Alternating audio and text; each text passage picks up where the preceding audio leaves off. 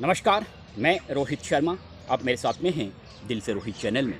दोस्तों, चंद सेकंड का गुस्सा और उस गुस्से में आपकी ओर से लिया गया अविवेकपूर्ण निर्णय और आपकी अशोभनीय हरकत आपकी पिछले कई सालों की मेहनत को, तपस्या को बर्बाद कर सकती है, आपकी लाइफ को काफ़ी डिस्टर्ब कर सकती है और जो आपने सपने देखे हैं वो आपके सपने चकनाचूर भी हो सकते हैं उस चंद मिनट के गुस्से में और उस गुस्से में लिए गए आपके निर्णय से।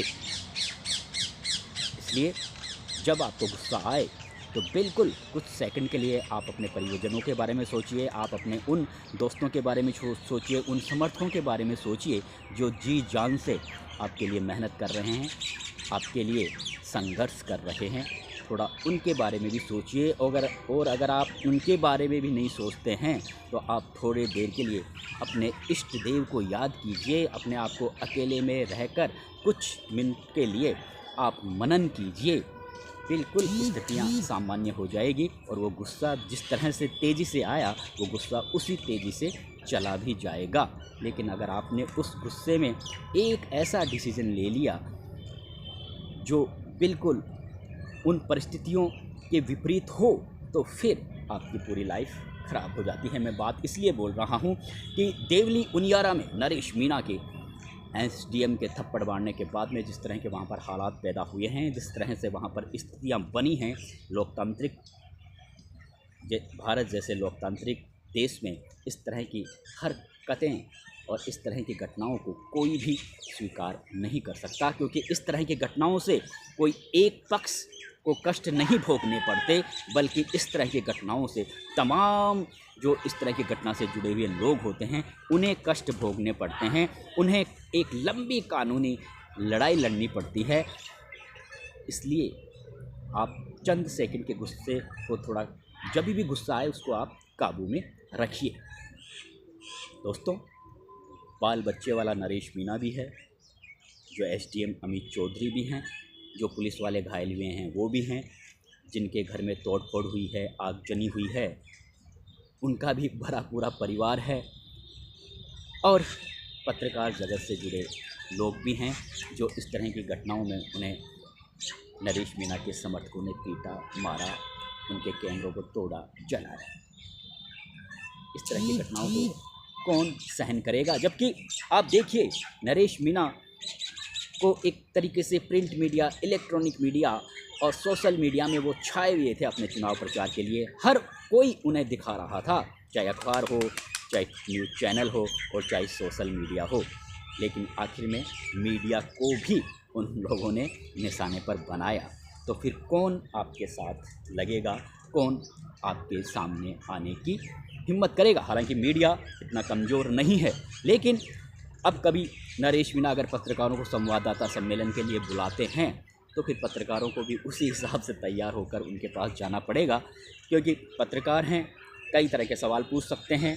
और अगर उनके समर्थकों के बीच में अगर नरेश मीणा से इस तरह से सभी सवाल पूछ ले तो फिर पत्रकारों को आगे किस स्थिति का सामना करना पड़ेगा, तो पहले वो भी अपना बचाव करने के लिए जाएंगे।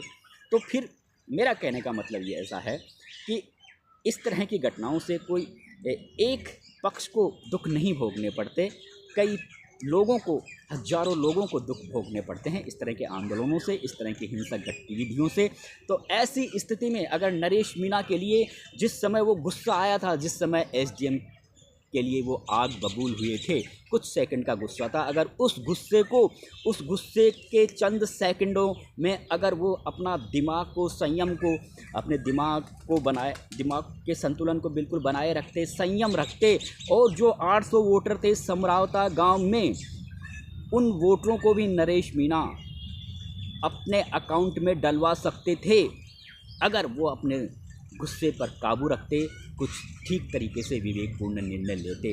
वो कैसे, मैं आपको समझाता हूँ। और आप सब भी जानते हैं कि जिस तरह से गांव वाले वहाँ मतदान का बहिष्कार कर रहे थे, उन्हें दिक्कत थी कि 85 किलोमीटर दूर जाना पड़ेगा। उनका जो एसडीएम कार्यालय अब 85 किलोमीटर दूर यानी उनियारा से देवली शिफ्ट कर दिया गया है। जाहिर सी बात है गुस्सा तो होगा ही, जब आप छोटे छोटे ज़िले बना रहे हो पास पास में और एक ग्राम पंचायत को आप 85 किलोमीटर दूर एसडीएम ऑफिस में वहाँ के लोगों को जाना पड़ेगा, तो गुस्सा तो लाजमी है। लेकिन ये जो निर्णय हुआ था ये पिछले गहलोत सरकार में हुआ था, इसलिए अभी जो कांग्रेस पार्टी के कैंडिडेट थे उनके प्रति जाहिर सी बात है उन गांव वालों में गुस्सा तो होगा ही, नाराज़गी ज़रूर होगी। इसी तरह से भारतीय जनता पार्टी की सरकार बने करीबन साल भर हो जाएगा, लेकिन साल भर में भी हो सकता है गांव वालों ने इस तरह का ज्ञापन दिया हो, शिकायतें दी हो, जिला कलेक्टर के माध्यम से मुख्यमंत्री तक पहुंची हो, लेकिन उस पर कोई ज़्यादा विचार नहीं किया गया हो। मुझे जानकारी नहीं है कि उन्होंने अब से पहले इस तरह की शिकायत दी थी नहीं दी थी कि गांव को वापस हम उनियारा में आप ट्रांसफ़र करो, लेकिन दी होगी। जिस तरह से उनका गुस्सा है लाजमी है,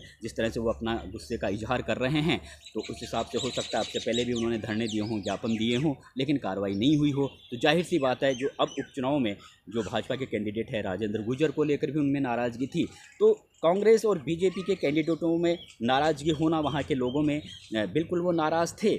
इस नाराज़गी का नरेश मीणा फ़ायदा उठा सकते थे, लेकिन फ़ायदा उठाने के बाद में उन्होंने रायता फैला दिया। वे जानते हैं, उनके दिमाग में एक बात बैठ गई है कि मुझे तो बस लठ चला के कानून को हाथ में लेकर ही हीरो बनना है। फिल्मों की तरह, जिस तरह से सन्नी देओल इस तरह से फिल्मों में कई फिल्मों में वो इस तरह से मारधाड़ वाले के दृश्य से दर्शकों की तालियां गड़गड़ाहट हासिल कर लेते हैं, तो नरेश मीणा भी यही सोचते हैं कि मुझे तो राजनीति इसी ट्रैक पर चलते हुए करनी है और मैं ऐसे ही कामयाब हूँगा। लेकिन आप ऐसे कामयाब नहीं हो सकते। एक कानून है, सरकार है, प्रशासन है, पुलिस है, बहुत पावर है उनके पास में। आप गैर कानूनी तरीके से अगर आप हरकत करोगे तो आपको कानूनी प्रक्रिया से गुजरना पड़ेगा और आपको कई दिनों तक जेल की सलाखों में भी रहना पड़ सकता है। आपने देखा होगा डॉक्टर लाल मीणा, मैंने पिछले आंदोलनों को उनको अपनी ज़्यादा आंखों से नहीं देखा, लेकिन पिछले 5 साल में हर आंदोलन में मैं मौके पर गया हूँ। मैंने डॉक्टर लाल मीणा को देखा है, कई बार ज़बरदस्त धक्का मुक्की हुई है, खींचतान हुई है एक दूसरे से, लेकिन एक बार भी उनका हाथ किसी पुलिस अफसर के या किसी प्रशासन से जुड़े अधिकारी पर नहीं उठा। बोलते रहे, वो गुस्से में बोलते रहे, लेकिन कभी भी उन्होंने इस तरह की हरकत नहीं की। और आप सब जानते हैं कि डॉक्टर लाल मीणा कितना जनाधार है, कितनी उनकी अप्रोच है प्रशासन में भी, पुलिस में भी और तमाम राजनीतिक दलों में भी, लेकिन वो भी इस तरह की हरकतें नहीं कर सकते। तो फिर आप तो डॉक्टर लाल मीणा के आगे अभी आप उनका बनने के लिए भले ही आप छोटा किराड़ी अपने आप को बताते हो, लेकिन उन तक पहुंचने के लिए आपको बहुत कुछ सीखना पड़ेगा उनसे। इसलिए आपको ये सोचना चाहिए था कि जिस पर मैं हाथ उठा रहा हूँ वो एक तरीके से वहाँ पर पूरा इंचार्ज है, पुलिस के जो एडिशनल जो एसपी वहाँ पर मौजूद थे उनके ऊपर वहाँ पर वो तैनात थे एसडीएम। आप उनसे इस तरह की हरकत करते हैं तो फिर कोई कैसे आपकी इस हरकत को स्वीकार कर सकता है। बहुत अच्छा माहौल बना हुआ था, चुनाव प्रचार में काफ़ी आगे थे। पिछले 20-25 दिनों से जिस तरह से आपने और आपके हजारों समर्थकों ने मेहनत की, उस मेहनत को आपने चंद सेकंड के गुस्से में बर्बाद कर दिया, चकनाचूर कर दिया। अब एक लंबी कानूनी प्रक्रिया से आपको जुड़ना पड़ेगा। कहा जा रहा है कि हो सकता है उन पर चुनाव लड़ने की पाबंदी भी चुनाव आयोग की ओर से लगा दी जाए, लेकिन अभी कहना जल्दीबाजी होगा क्योंकि कानून है, हाई कोर्ट है, सुप्रीम कोर्ट है, सबको कोर्ट में जाकर अपना पक्ष रखने का अधिकार है। लेकिन यहाँ पर एक बात और मैं आपको कहना चाहूँगा कि देखिए, मतदान का बहिष्कार अब से पहले भी हर चुनावों में होता है, चाहे लोकसभा चुनाव हो, विधानसभा चुनाव हो, उपचुनाव हो, आगे भी होगा। लेकिन उस दौरान हमने देखा है कि अक्सर जो जिला प्रशासन के बड़े अधिकारी मौके पर जाते हैं, समझाते हैं। हालांकि एसडीएम भी बड़े अधिकारी थे, लेकिन अगर एसडीएम से वो स्थितियां नहीं समझ में आ रही थी तो वहाँ पर जाहिर सी बात है उन्होंने कलेक्टर महोदय को भी कहा होगा, तो कलेक्टर को वहाँ पर आना चाहिए था, लेकिन वो भी नहीं आए। पता नहीं किस काम में वो बिजी थे। लेकिन जब उन्हें पता है कि वहाँ पर इस तरह के हालात बने हुए हैं और नरेश मीणा के जिस तरह के आंदोलन, पिछले आंदोलनों को देखते हुए कलेक्टर महोदय को वहाँ पर आना चाहिए था, स्थितियों को देखना चाहिए था। ग्रामीणों की नाराज़गी उन्हें दूर हालांकि वो हाथों हाथ तो नाराज़गी दूर नहीं होती, लेकिन अगर वो तरीके से वहाँ पर कहते हैं कि मैं चुनाव हो जाने दीजिए, फिर आप मेरे पास में आइए, मैं मुख्यमंत्री तक आप तक ये बात पहुँचाऊँगी, तो ग्रामीण मान जाते। लेकिन यहाँ पर वो स्थिति भी देखने को नहीं मिली।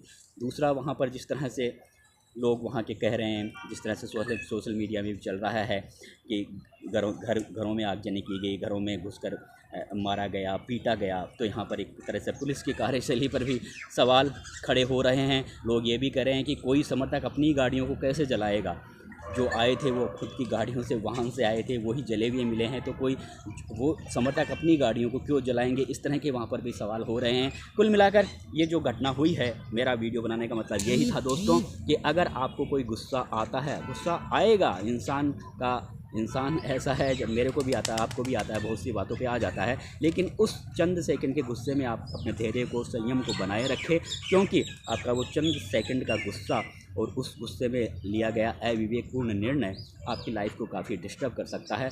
जिस तरह से नरेश मीणा, जो एक अच्छा माहौल उनका बना हुआ था, अब उनके और उनके समर्थकों को, जो उनके साथ में जी जान से जुटे हुए थे, एक बहुत से समर्थकों को एक लंबी कानूनी प्रक्रिया से गुजरना पड़ेगा। कितनी तकलीफ़ें उनके परिवार वालों को हो रही है, ये भी एक देखने वाली बात है। और एसडीएम अमित, जो वहाँ पे एसडीएम थे, जिनके साथ में जिन्हें थप्पड़ मारा गया, वो भी और उनके परिवार वाले, उनके मित्र दोस्त इस समय उनके दिलो दिमाग में भी क्या चल रहा होगा, वो भी उन्हें एक थोड़ा सा डर और भय सता रहा होगा कि आगे स्थितियाँ न जाने किस तरह की उन्हें देखने को मिलेगी। तो कहने का मतलब यह है कि एक जो नरेश मीणा को जिस समय वो गुस्सा आया था, उस गुस्से को वो 800 वोटों में तब्दील कर सकते थे, लेकिन वो ऐसा नहीं कर पाए। पता नहीं क्यों, उनका क्या ट्रैक है राजनीति करने का, ये तो अब वो ही जाने आगे वो किस तरह की राजनीति करेंगे कि या नहीं करेंगे, ये भी आने वाला समय बताएगा। लेकिन हम तो दुआ यही कर सकते हैं कि जो जनता के बीच में रहता है और जो जनता के मुद्दों को उठाता है, इस तरह के शख्स ज़रूर है नरेश मीणा, और इस तरह के शख्सों को विधानसभा लोकसभा में पहुंचना चाहिए। लेकिन जिस तरह से वो उनका रवैया रहता है अधिकारियों के साथ में, जिस तरह की उनकी हरकतें रहती है, वो किसी भी लोकतांत्रिक व्यवस्था में स्वीकार नहीं की जा सकती। और इस तरह की हरकतों से आप एक श्रेष्ठ राजनेता भी नहीं बन सकते और एक आप श्रेष्ठ इंसान भी नहीं बन सकते। नमस्कार दोस्तों।